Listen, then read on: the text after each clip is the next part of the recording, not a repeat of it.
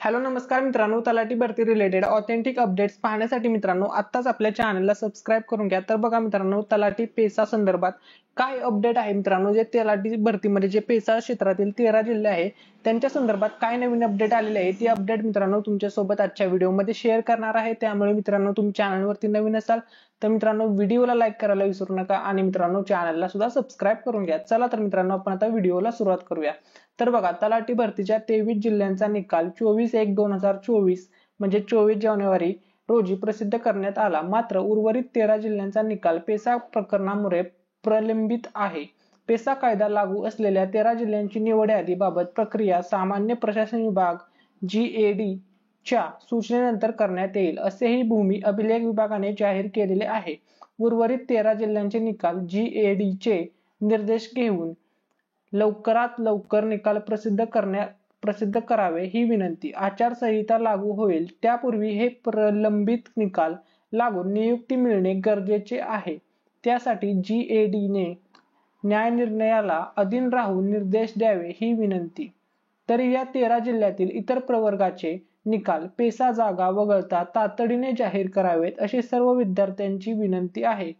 त्यासाठी सामान्य प्रशासन विभागाने म्हणजे GAD ने संबंधित जिल्ह्यांच्या प्रशासनांना तात्काळ सूचना द्याव्यात, जेणेकरून निकाल लवकर प्रसिद्ध होऊ शकतील।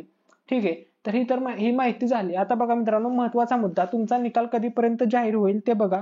निकाल कधी जाहीर होईल तर बघा, ऑनलाईन वेबसाईटवर जी माहिती मिळाली आहे त्यानुसार मित्रांनो येत्या 13 फेब्रुवारीला माननीय सर्वोच्च न्यायालयामध्ये या केसची सुनावणी आहे। तुम्हाला मी ती ऑनलाईन पद्धतीने जी माहिती मिळाली तुम्ही या ठिकाणी बघू शकता। Tentatively case may be listed on likely to be 13/2/2024 तुम्ही या ठिकाणी डेट पाहू शकता मित्रांनो।